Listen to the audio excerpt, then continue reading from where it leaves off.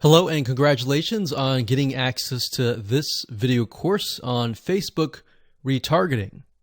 Okay, so this is video number 1, which is the introduction and getting started.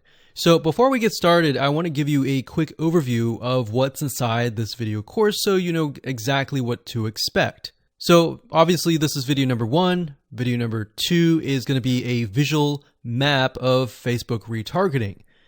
And what that includes is I'm going to show you how Facebook retargeting works. And a lot of times people jump straight into showing you how to set things up. But unless you really understand how everything fits together, what connects to what, and all of that, it's really going to become confusing. Because if you set things up like an email opt-in retargeting campaign or a blog post campaign, or a purchase retargeting campaign, every one of those is different. So once I show you the basics via a visual map, that's when we show you some real life examples in video number 3. Of course, in video number 4, I'm going to talk about the Facebook pixel, what it is, why it's important, and how it's used. And of course, from that point, we'll move to video number 5 and talk about how to add the pixel to your website, whether you're using WordPress, ClickFunnels, Lead Pages, or any other landing page builder. Video number 6 will talk about pixel variables and settings, otherwise known as standard events, such as how do you tell Facebook that somebody has landed on your page, somebody has converted into a lead, somebody has added the product to their shopping cart. Maybe you want to find people who have added things to the cart but have not yet purchased so that you can show an ad to them, remind them that they are interested in that purchase, and perhaps give them some sort of discount as well. Video number 7, we're going to talk about custom audiences, which are essentially lists or segments of people that you have targeted. And when you create your Facebook ad, you can then target that specific custom audience and show that specific ad to that audience. And then, of course, in video number 8, we'll have some practical application and show you how to create these custom audiences. And of course, last but not least, video number 9, we'll talk about retargeting campaign setup. All right, so let's talk about mindset, because I'm a big believer of having the right mindset before you get started. I want you to realize that you're not going to make a sale. You're not going to get leads right away just by setting up a Facebook retargeting campaign.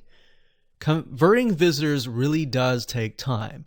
And to be realistic, sometimes 12 to 17 times of touch points, meaning you have to get in front of them 12 to 17 times before they will buy. So I want to make sure that you don't expect an immediate action or an immediate sale.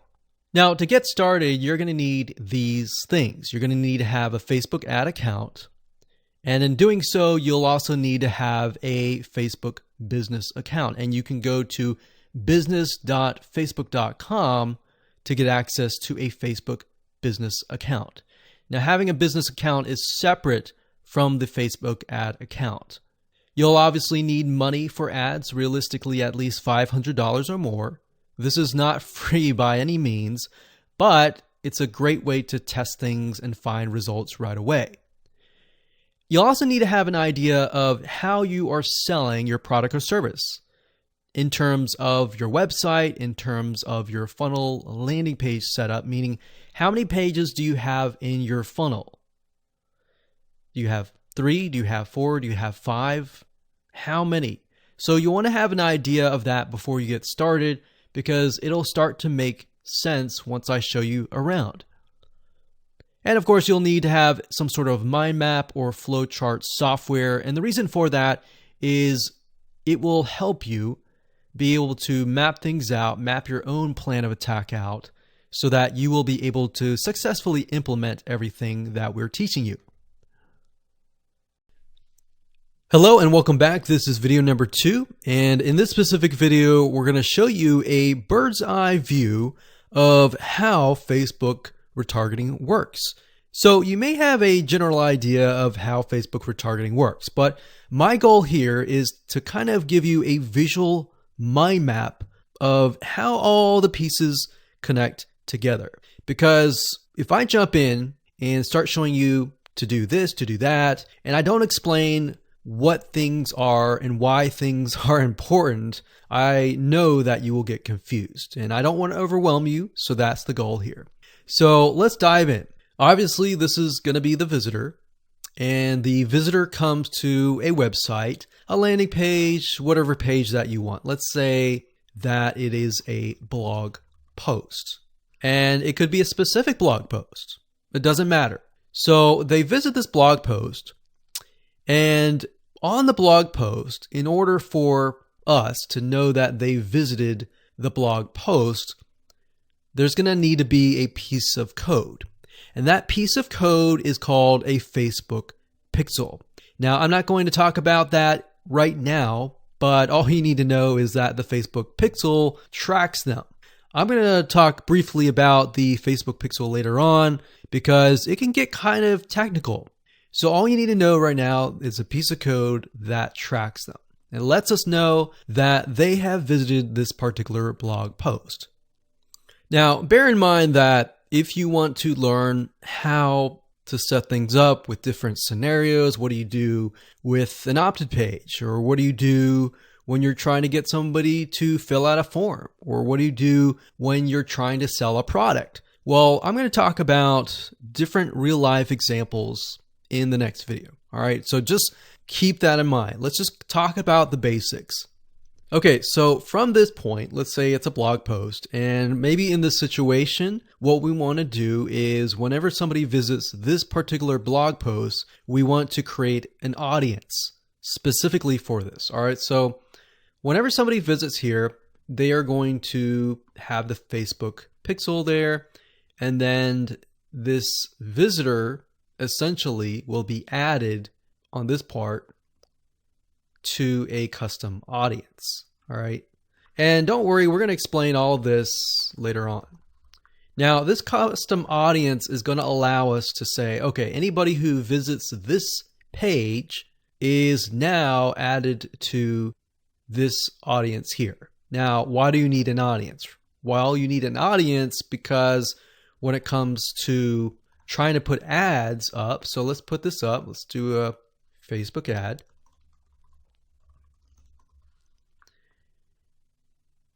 We have to find a way to show this ad to this audience. So obviously from the custom audience here in the Facebook ad here, directionally, we are going to show the Facebook ad to anyone who visited this blog post. So this is a very, very basic Facebook retargeting. So let me repeat this. Let's do a recap. A visitor comes to the blog post, and this piece of code is just happens to be on this blog post, which will allow us to know, okay, this person visited it and they're segmented into this audience, and therefore we then show them Facebook ads on Facebook to this custom audience. So that is a very, very basic scenario. Now, it can get a little bit more tedious if you add more things like email opt-ins or everything else like that. But I just want to start with the basics. We'll talk about more about real life examples in the next video. Now, what you will need to learn is the Facebook pixel, how to use it, how to set up different things like triggers, different ways to work with variables. And the Facebook pixel is just more than a piece of code. It can track when somebody visits a page. It can track when somebody buys a product. It can track when somebody opts in. So in other words, if you want to know if a conversion happened, then you will need the Facebook pixel again. So the Facebook pixel is essentially a piece of code that is on your whole website, and based upon where they land, where they convert, it is all recorded. So we'll talk more about that later on, but let's move on to the next video, and I'm going to give you some real life examples and real life scenarios. We're going to show you different mind maps for different scenarios so that you have an idea of kind of how things work. Welcome back. This is video number 3, and as promised, I am going to give you some real live examples of different scenarios so that whether you're trying to build a list or whether you're trying to sell a product or whether you're trying to just brand yourself, different scenarios call for different setups and different types of campaigns. So we talked about the blog post earlier, and that's fairly simple. But let's say, for example, that you want to build a list. How do you set things up? All right. What if they don't opt into the list? How are you going to retarget them to get them to sign up for the list? So what you really have to do is you have to get an idea of what you want to achieve. What action do you want? Do you want an email? Do you want a sale? Do you just want to brand yourself and expose people to your awesome content? And there are other different scenarios as well. How do you get somebody to fill out a form? So how about we cover those right now? So let's do opt-in list. So let me jot this down so we don't forget. So we're going to cover next. So we covered blog post. We're going to cover email, opt-in, a sale, and perhaps a branding. Yeah, we actually, blog post is actually branding. So branding. Now you could go further and show them ads of other related content as well. You could do that. But the goal here is to try to keep things simple. All right. We don't want to get too complex because, believe it or not, Facebook ads can get very, very complex. Funnels can grow and be extensive as possible, but let's keep the things simple. So we got a sale. Well, let's do perhaps a form. So you have to think, what is the intention or the goal? So the goal with an email opt-in is to get an email address. The goal of a sale is to obviously get someone to spend money. So getting somebody to pay. So get someone to buy. And then with the form, you want somebody to fill out the form. Now you also have to think, okay, what happens when somebody completes the email? What then happens? How do you convert? And how do you track that conversion so you don't show a Facebook ad to somebody who has bought, right? So it's kind of an if, then, else. If this happens, then this happens. If this doesn't happen, then this happens, right? So let me explain. Let's do an email opt-in. All right, somebody comes to a landing page.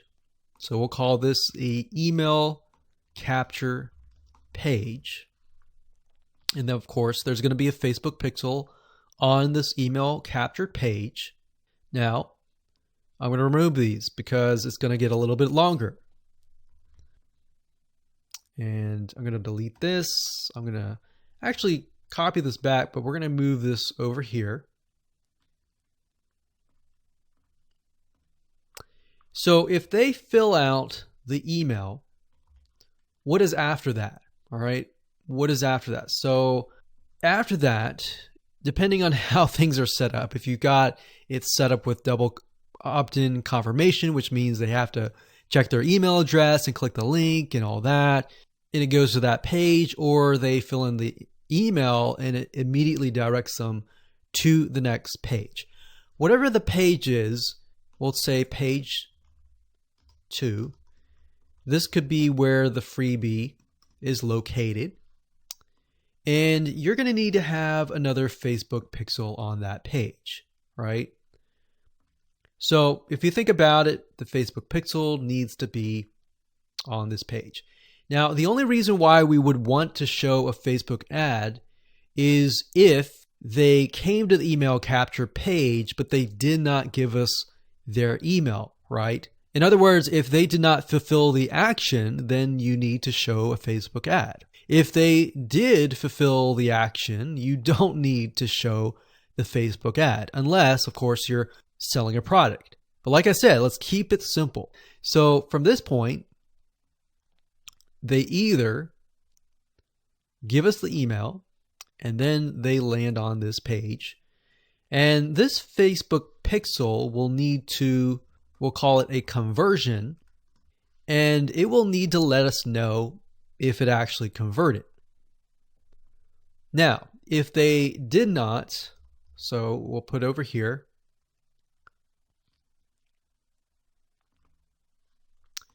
did not give email. So this is if they gave us the email. If they did not give us the email, and that's why I put an arrow here. So these are scenario 1. So we could actually name this. Let's name this scenario 1.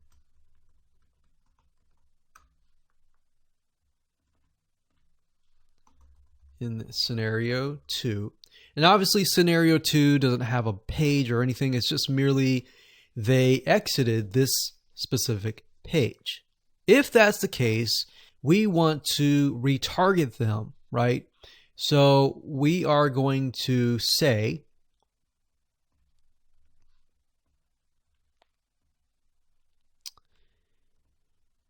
if they did not give us the email, then we're going to put them into a custom audience.